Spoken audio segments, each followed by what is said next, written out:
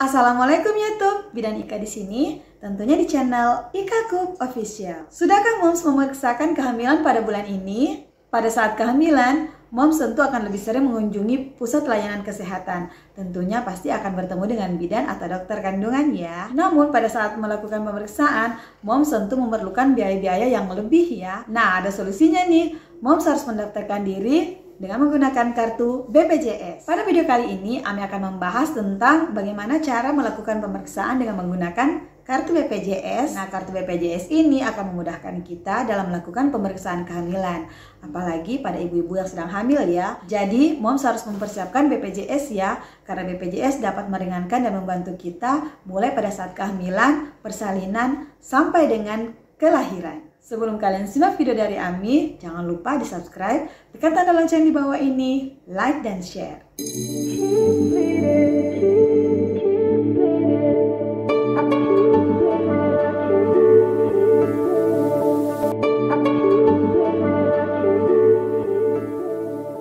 Moms, sudah tahu belum kalau sekarang melahirkan itu ternyata bisa gratis? Kok bisa? Bisa dong. Bagaimana caranya? Simak video ini ya. Moms, idealnya persiapan biaya perawatan kehamilan dan persalinan sudah dilakukan sejak jauh hari. Mengapa? Karena biaya pemeriksaan kehamilan dan melahirkan itu tidak murah. Setiap bulan, moms harus mengeluarkan biaya untuk periksa dokter kandungan atau bidan. Biasanya, sekali datang, moms dikenakan biaya untuk konsultasi, beli vitamin, dan biaya USG. Selain biaya untuk pemeriksaan rutin, moms juga perlu mempersiapkan biaya persalinan yang kadang tidak terduga. Misalnya, moms tiba-tiba harus operasi sesar, atau bayi moms harus dirawat di NICU. Tentunya membutuhkan biaya yang tidak sedikit. Nah, moms sebenarnya bisa tidak mengeluarkan biaya sama sekali loh selama hamil sampai melahirkan. Mau tahu caranya? Ikut BPJS, moms. Moms sudah tahu BPJS kan? Nah, BPJS Kesehatan ternyata juga melayani ibu hamil. Apa saja pelayanan BPJS untuk ibu hamil? Ada 4 pelayanan ibu hamil di BPJS Kesehatan ya, moms. Pertama, perawatan antenatal. Perawatan antenatal ini dalam bentuk paket dengan maksimal kunjungan 4 kali. Pemeriksaan 4 kali ini sudah sesuai rekomendasi organisasi kedokteran, yakni sekali di trimester 1, sekali di trimester 2, dan 2 kali di trimester 3. Prosedurnya mudah. Moms bisa langsung mendatangi fasilitas kesehatan tingkat pertama atau FKTP, yaitu puskesmas, klinik swasta, dokter perorangan, atau bidan dengan catatan FKTP itu memang sudah bekerja sama dengan BPJS Kesehatan. Pelayanan kedua adalah persalinan. Di BPJS Kesehatan, baik persalinan normal maupun sesar akan ditanggung sepenuhnya. Untuk persalinan normal tanpa komplikasi, moms akan ditangani di puskesmas, klinik, atau bidan terdekat tanpa perlu rujukan. Tetapi jika kehamilan moms berisiko tinggi atau ada gangguan dalam proses persalinan, moms akan dirujuk untuk melakukan persalinan ke vaskes tingkat lanjutan, yaitu rumah sakit dengan fasilitas persalinan lengkap dan ditangani oleh dokter spesialis kandungan.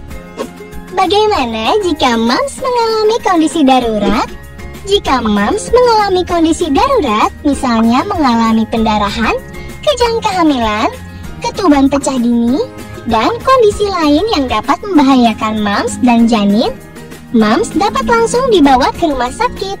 Moms tidak perlu minta rujukan ke puskesmas atau klinik terlebih dahulu.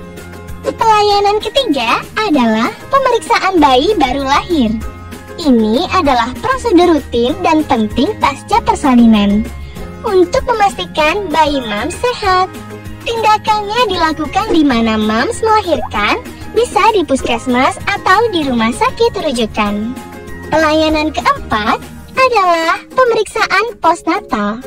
Selain bayi harus sehat, Moms tentunya harus kembali pulih pasca persalinan.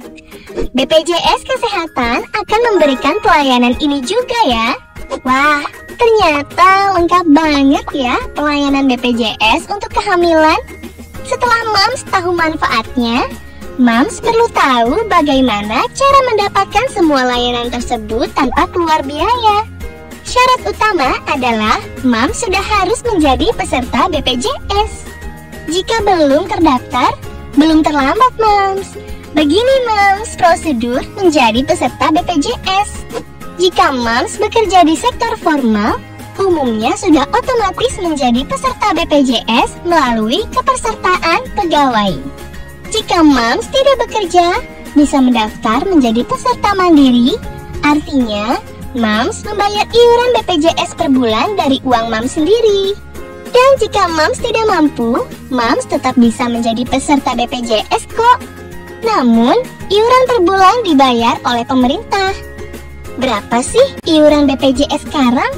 Tergantung kepesertaan Moms ya.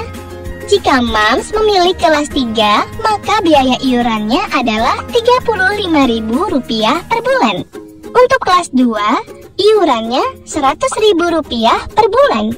Dan kelas 1, iurannya Rp150.000 per bulan. Cukup terjangkau ya. Pendaftaran BPJS gampang kok Moms. Moms siapkan saja dokumen seperti KTP, kartu keluarga, serta nomor handphone dan alamat email yang aktif.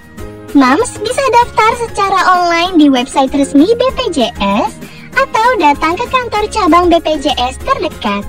Kepesertaan BPJS otomatis akan berlaku 2 minggu setelah Moms menjadi peserta.